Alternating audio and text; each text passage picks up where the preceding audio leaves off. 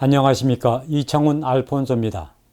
조금 나아질까 싶었던 코로나19 상황이 다시 심각해졌습니다.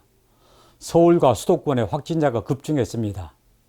수도권은 5인 이상의 사적 모임을 금지하는 기존의 사회적 거리두기가 7월 14일까지 연장됐습니다. 가톨릭신문과 가톨릭평화신문을 중심으로 평일에 전하는 가톨릭 소식과 정보, 가톨릭 평가서는 코로나19 극복을 위한 미사로 시작합니다. 바람이 세게 불면 쓰러지는 나무도 있지만 어떤 나무는 뿌리를 더 깊게 내려서 성장합니다. 하느님께서는 어려움과 시련으로 우리가 쓰러지기보다 신앙이 더 굳건해지고 어려운 사람을 보살피는 따뜻한 사람으로 성장하기를 바라십니다.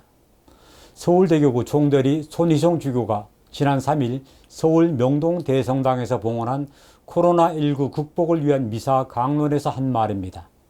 서울대교구는 주님 탄생 예고 대축일이었던 지난 3월 25일을 시작으로 12월까지 매월 첫째 토요일 오전 10시에 명동 대성당에서 코로나19 극복을 위한 미사를 봉헌하고 있습니다.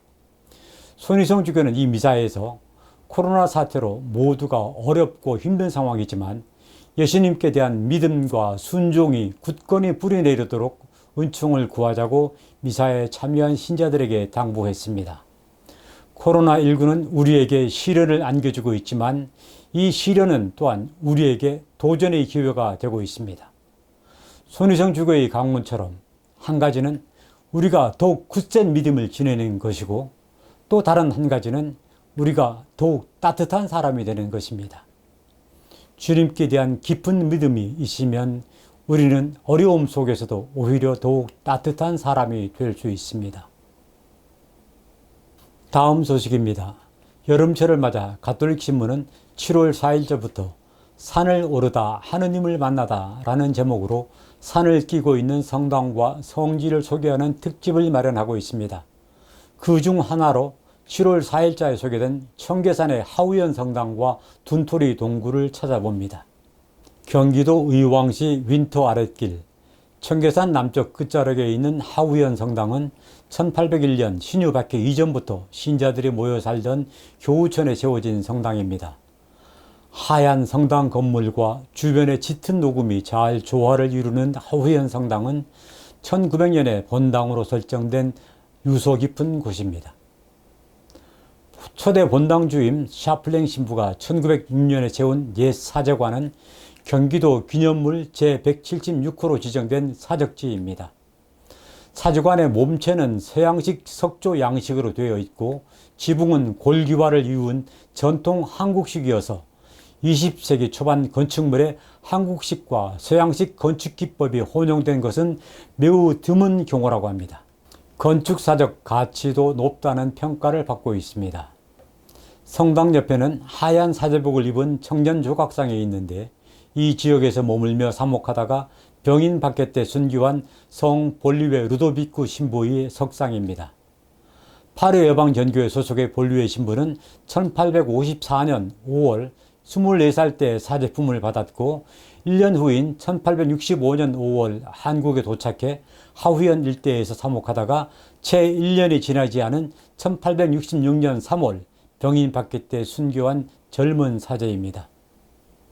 하우현 성당 오른쪽으로 난 등산로를 통해서 높이 540m의 국사봉을 지나 다시 남동쪽으로 1km쯤 내려오면 성인이 박해를 피해 숨어 지내던 둔토리 동굴이 있습니다. 하우현 성당에서 둔토리 동굴까지는 4km 남짓한 거리로 등산로를 따라 2시간 정도 걸으면 도착할 수 있습니다. 이번 여름에는 시간을 내어서 하우현 성당을 찾아 박해를 피해 이 일대에서 살았던 옛 신앙 선조들의 삶을 되새기고 성당에서 둔토리 성지까지 산길을 걸으며 24살에 사제품을 받고 25살에 이 땅으로 건너와서 26살에 순교한 젊은 프랑스 선교사. 이제는 천국의 성인들과 함께 이 땅의 신자들을 위해 하느님께 전구하고 있을 볼리웨 루도비코 신부의 삶을 묵상하는 시간을 가져보시면 어떻겠습니까? 다음 소식입니다. 전국에 있는 각 사목연구소 소장들이 한자리에 모여서 연구소 간 연대와 협력의 발판을 마련하고 공동 연구의 가능성을 모색하는 회의를 열었습니다. 주교회의 한국가톨릭사목연구소 소장 곽승용 신부가 주재한 이 회의에서는 수원 의정부 대구교구의 사목연구소를 비롯해서 대전교구의 시노드 사목연구소, 안동교구 가톨릭문화와 신학연구소, 수원교구 동아시아 복음화연구원, 서울교구 햇살사목센터, 한국그리스도 사상연구소, 우리신학연구소, 미래사목연구소 소장들이 함께 했습니다. 연구소장들은 주교의 한국가톨릭사목연구소가 플랫폼 역할을 하면서 정기적인 만남, 연구소별 연구 성과나 정보를 공유하는 네트워크 형성, 연구소들의 공동 연구 등이 필요하다는 데 의견을 같이 했습니다. 이어서 간추린 소식 몇 가지 전해드립니다. 국내 최초로 교황청이 지정한 준대성전이 된 목포 산정동 순교자 기념성당이 5일 광주대교구장 김희중 대주교 주례로 준대성전 지정 감사미사를 봉헌했습니다.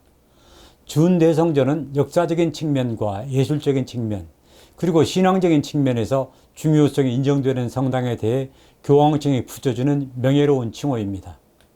준대성전으로 지정되면 정해진 날에 준대성전을 방문해 전례에 참여하고 고해성사와 영성체를 하면 전대사를 받을 수 있습니다. 고 김수환 주기경의 사랑과 나눔 정신을 이어가기 위해 설립된 바보의 나눔 재단이 인도와 미얀마를 위해 긴급 구호기금 1억 3천만 원을 지원하기로 결정했습니다. 바보의 나눔은 인도에 8천만 원, 미얀마에 5천만 원을 한국 카리타스를 통해 인도 카리타스와 미얀마 카리타스에 전달하기로 했습니다. 카리타스는 가톨릭 교회의 국제적인 원조기구입니다. 수원교구는 미얀마 민주화를 위한 기금 5,700만 원을 미얀마 주재 교황대사 장인남 대주교를 통해 미얀마 주교회의에 전달한다고 밝혔습니다. 수원교구는 지난 3월에도 미얀마 민주화를 위한 기금 3만 달러를 지원한 바 있습니다. 춘천교구는 6월 27일 교황주의를 맞아서 각 본당에서 지속 가능한 세계를 위한 7년 여정 선포 미사를 봉헌했습니다. 이 미사는 프란치스코 교황이 회칙 찬미바드소에서 제시한 정신에 따라서 공동의 집인 지구를 살리기 위한 7년의 여정을 교구 차원에서 출범하는 자리가 됐습니다. 평신도 선교회인 마리아의 작은 형제 자매회가 창립 50주년을 맞아 3일 인천교구 도화동 성당에서 교구장 정신철 주교 주례로 감사미사를 봉헌했습니다. 마리아의 작은 형제 자매회는 콤보리 예수 성심전교회 소속의 안토니오 피아첸티니 신부가 1971년 멕시코에서 창립한 평신도들의 선교단체입니다. 이 단체는 1991년 교황청에 의해 국제 평신도 사립단체로 인정받았고 우리나라에는 1993년에 인천교구에 도입됐습니다. 성 베네딕토회 외관수도원의 김구인 신부와 서경은 신부, 그리고 안금복 수사가 각각 사제수품 50주년과 수도서원 50주년을 맞았습니다. 또 예수의 한국광구의 박민웅 부제가 6월 30일 사제품을 받았습니다. 모두 축하드립니다. 천주님의 사랑을 위해 고문을 받게 해준 데 대해 감사하오.